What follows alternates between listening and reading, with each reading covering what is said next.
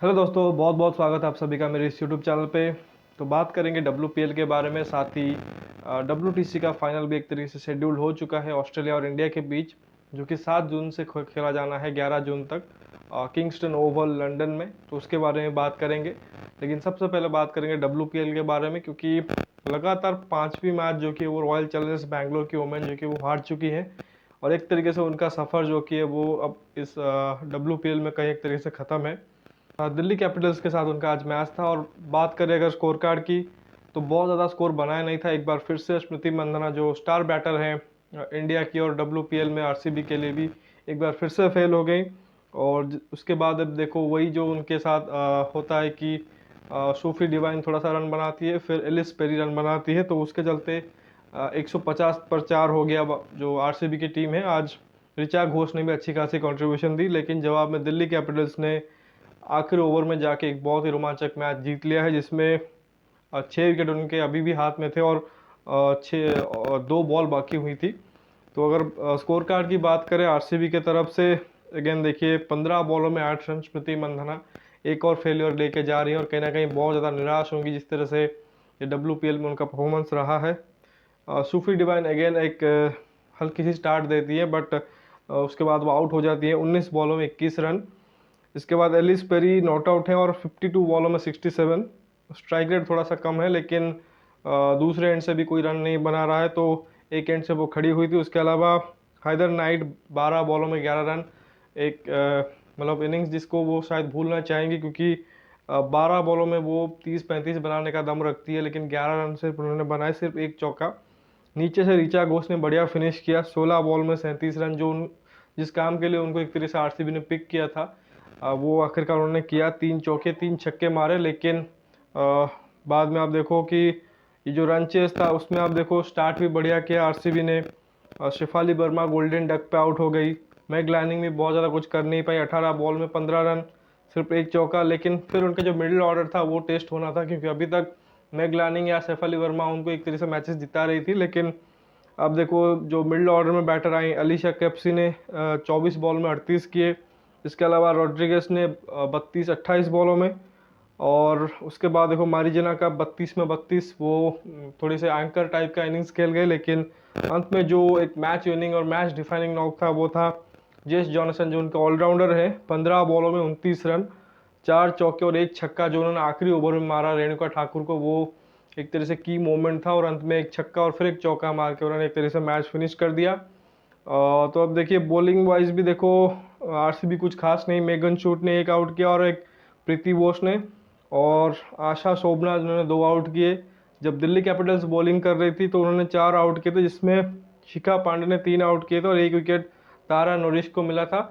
तो ओवरऑल देखिए कि बढ़िया परफॉर्मेंस दिल्ली का एक वंस अगेन, और वो अब बराबर कर चुके हैं एक तरीके से मुंबई इंडियंस के साथ पॉइंट्स में, 8 पॉइंट पे पहुंच चुके हैं। तो आप देखो कि 2 टीमें ऑलरेडी, मुंबई और दिल्ली, 8-8 पॉइंट पे पहुंच चुके हैं, और अगर RCB अपने तीनों मैचेस बच्चे जीत भी जाती है तो 6 अंकों पे पहुंचेंगे। तो इसका मतलब आप देखो कि एक तरीके से वो बाहर ही हैं। दूसरी तरफ यूपी अभी 4 पॉइंट पे है, गुजरात अभी 2 पॉइंट पे है। ये अगर बहुत ज़्यादा ख़राब खेलती हैं तब जाके RCB का मौका बनेगा, specially UP warriors. Otherwise Gujarat और RCB का एक तरीके से काम एक तरह से ख़त्म ही लग रहा है कि इस WPL के सीज़न में। तो कहीं ना कहीं उनको देखना पड़ेगा कि क्या कुछ उन्होंने गलतियां की है इस सीज़न, क्या टीम मैनेजमेंट की तरफ से या प्लेयरों की तरफ से जो गलतियां हुई हैं। स्पेशली अगर RCB देखेंगी तो बैटिंग ऑर्डर तो कभी उनकी सेटल नहीं हो पाई। बॉलिंग भी जो उन्होंने बॉलर्स एक तरह से खरीदे थे, तो सिर्फ एक और दो ही नाम थे, जैसे मेगन शूट हो गई या रेणुका ठाकुर भी हो गई, और उसमें भी वो 2 एक्सपीरियंस गेंदबाज थे जिन्होंने शायद उतना अच्छा सीजन नहीं गया, स्पेशली रेणुका ठाकुर का, क्योंकि बहुत ज़्यादा उनसे उम्मीद थी, बट एक तरह से उन्होंने निराश ही किया है। तो जिस तरह से मेंस टीम का भी हाल रहता है, वुमेंस टीम का भी वही रहा है। सबसे पहले शायद टीम बनेगी जो इस WPL से बाहर हो जाएंगी। तो देखते हैं आगे क्या होता है। इसके बाद जो अगला मैच आप देखो वो कल है, और वो मैच मुंबई इंडियंस और गुजरात जायंट्स के बीच है। एक और बड़ा मैच जिससे स्टार्ट हुआ था WPL का, तो वो एक तरीके से बहुत इंपॉर्टेंट गेम होने वाला है गुजरात के लिए। तो देखते हैं किस तरह से कल मैच होता है। बाकी बॉर्डर गावस्कर ट्रॉफी और WTC को लेकर बात करेंगे, क्योंकि WTC का फाइनल तैयार हो चुका है। इंडिया और ऑस्ट्रेलिया के बीच मैच होना है किंगस्टन ओवल लंदन में 7 जून से लेकर 11 जून तक, और एक रिजर्व डे भी रखा गया है इन केस बरसात होती है तो रिजर्व डे भी में गेम जाएगा, जिस तरह से फर्स्ट WTC में गया था तो एक रिजर्व डे पे गया था छठे दिन, तो वहाँ पे भी वो एक तरीके से उसको भी रखा गया है। और इंडियन टीम ऑस्ट्रेलियन टीम अभी IPL के बाद आप देखोगे कि IPL के सिर्फ एक हफ्ते बाद ही एक तरीके से WTC का फाइनल है।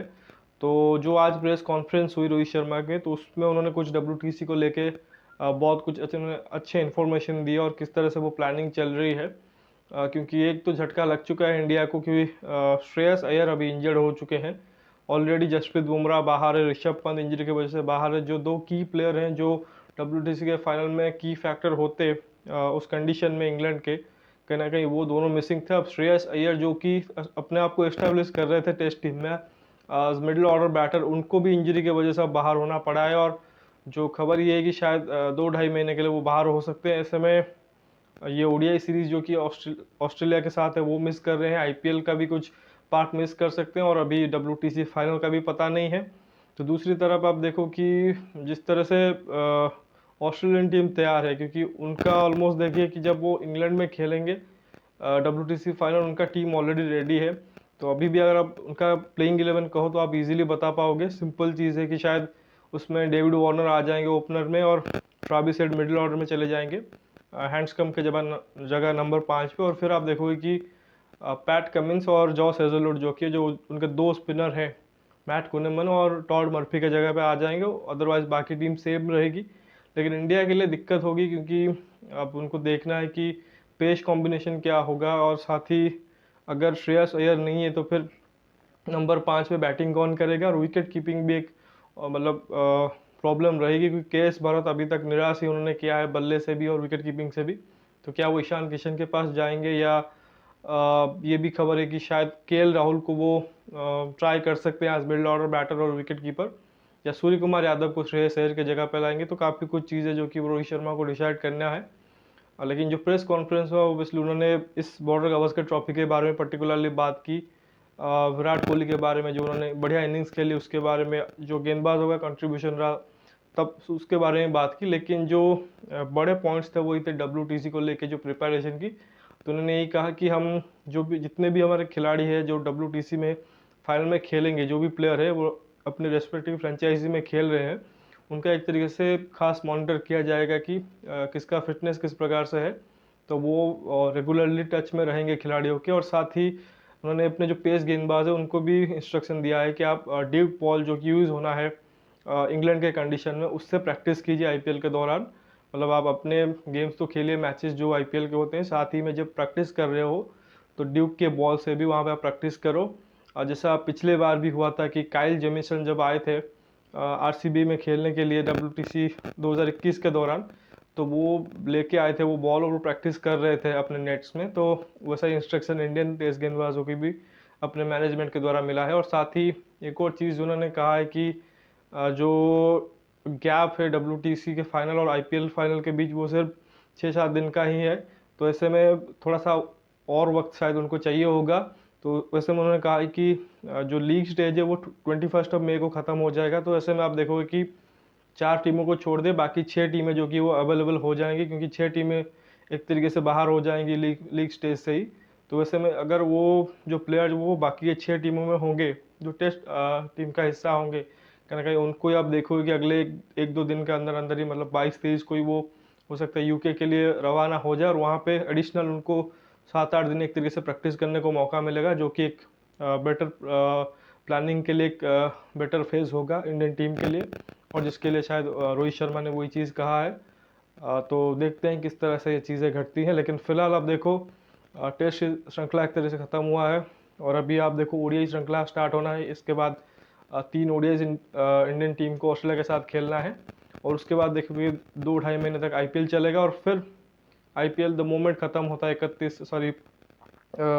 जब ख़त्म होगा 28 मई को, फिर आप देखो ये जून 7 को एक तरीके से WTC का फाइनल है। तो उम्मीद होगा कि इंडियन टीम जो कि वो WTC का फाइनल इस बार जीतेंगे, और ऑब्वियसली IPL तो आ रहा है तो उसको भी एंजॉय करेंगे। तो अभी बस इस वीडियो में बस इतना ही। वीडियो अगर आपको पसंद आए प्लीज़ इस वीडियो को लाइक कर दीजिए, साथ ही चैनल को सब्सक्राइब ज़रूर कीजिए और दोस्तों तक इसे शेयर भी कीजिए, ताकि दोस्त लोग भी इसको सब्सक्राइब कर ले। और कोई कमेंट देना चाहते हैं तो कमेंट सेक्शन में दीजिए। मिलते हैं अगले वीडियो में, तब तक के लिए धन्यवाद। जय हिंद।